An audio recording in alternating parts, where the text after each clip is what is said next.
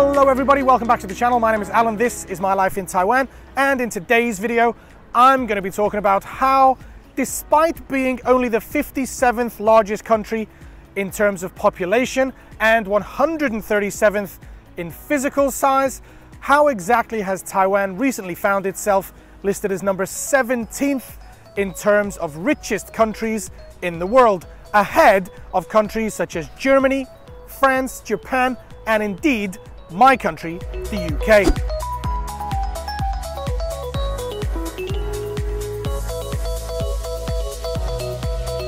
Okay, right. This one might get deep and might get a little bit long, so please bear with me.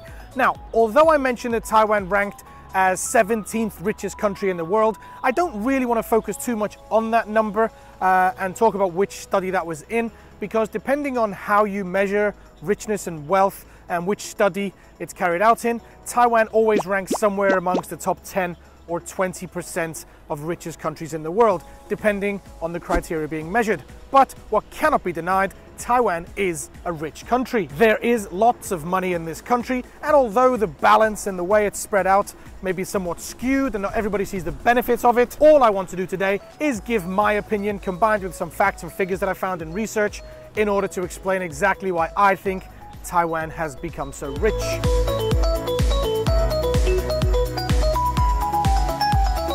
The first thing we probably need to take a look at when talking about why Taiwan has become so rich is going to be its geography.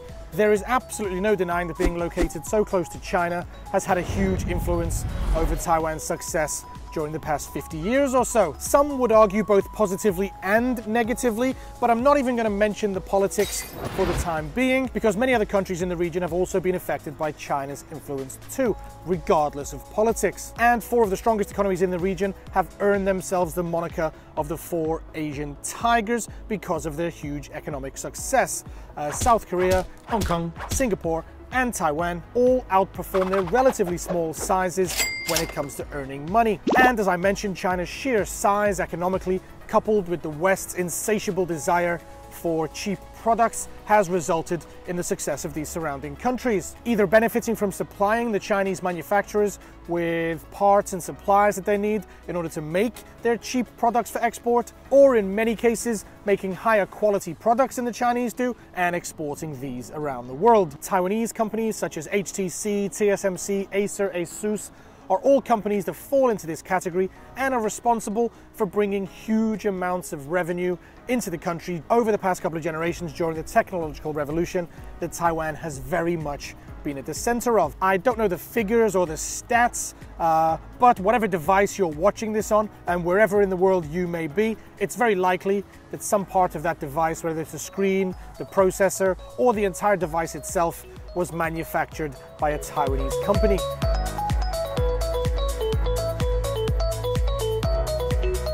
Now, there are a few other things that I feel it would be remiss of me not to mention in a video talking about Taiwan's wealth, one of which would be the gold. I love gold! For anyone not aware of what I'm talking about, it's pretty common knowledge that in 1949, when the KMT came to Taiwan, they brought with them over 100 tons of gold, along with a few other treasures and trinkets from China, and by my calculations, 100 tons of gold is worth about $5 billion in today's money. Now, $5 billion certainly isn't enough to run a country by today's standards, and is actually only a little bit more than the net income of Foxconn, one of those companies that manufacture iPhones. But the 2 million people or so that came to Taiwan in 1949, well, they used that gold to really stabilize the economy, fund the military and civilian expenditure, as well as using it as the basis for the new Taiwan dollar, the currency that we use today, that was actually set up back in 1949. But as well as the gold, it's also worth mentioning one other thing. The KMT were fleeing to Taiwan from the CCP, the China Communist Party, and they were in the nasty habit of executing any educated elitists that may have the intelligence to overthrow the government. Therefore, many educated elites in China, when they saw the KMT were leaving, they thought this might be a good opportunity to join them, get out of that country where they faced persecution or execution, and come to Taiwan. Therefore, a lot of the people coming from China to Taiwan were of what you would probably say a higher intelligence level than normal, again with a huge amount of gold and financial backing behind them. Well, they formed the foundations or the solid basis of the economy of Taiwan and enabled it to become the tiger that it's become today.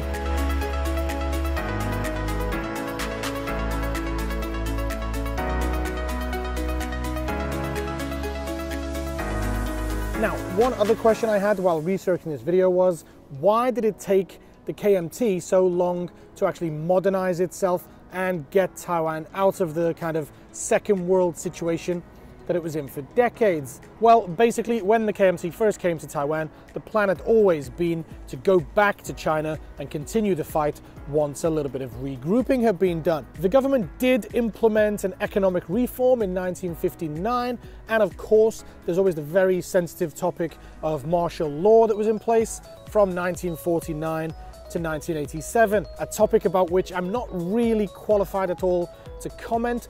Much more reading required on my behalf, but basically it took almost a few decades for the people of Taiwan to realize that they actually quite liked it here, that democracy would probably be better for everybody, and as such in 1988 Taiwan's first directly elected president took office and the country began on the path to economic greatness.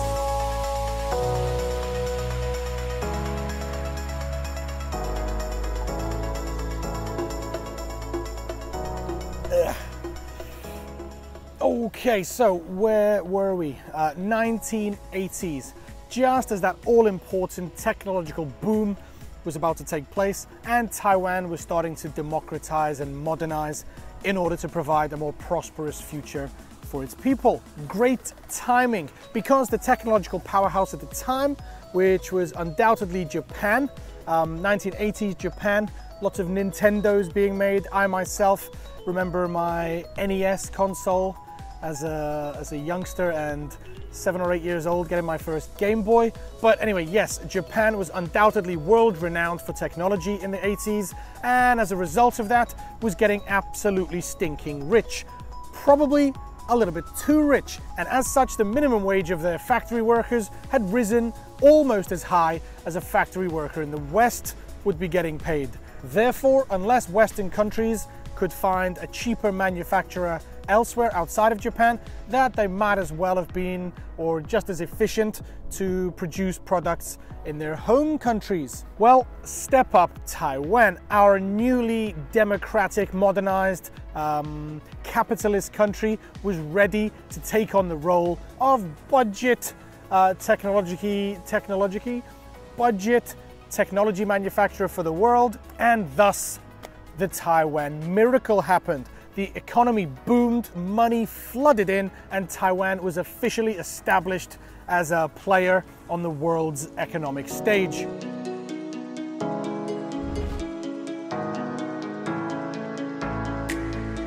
Now, one kind of personal spin I want to put on this video is, after my 12 years of living here in Taiwan, is how do I personally think that Taiwan has become so rich. Yes, everything I've said so far in the video about the history and the economics and the politics is pretty true. It's pretty black and white how things have happened, but I've also seen things with my own eyes, especially as a teacher, that have made me come to my own conclusions. I have seen how important financial security is to Taiwanese people from the very earliest of ages. Not only are the students very hardworking and dedicated with specific career goals, even in elementary school, but they're also taught from a very early age that money is so important if you want to look after yourself and your family. Chinese New Year is just around the corner here, and whereas Western kids at Christmas are showered with gifts, here in Taiwan, Taiwanese kids will receive red envelopes stuffed with cash. And when I used to ask my students in class,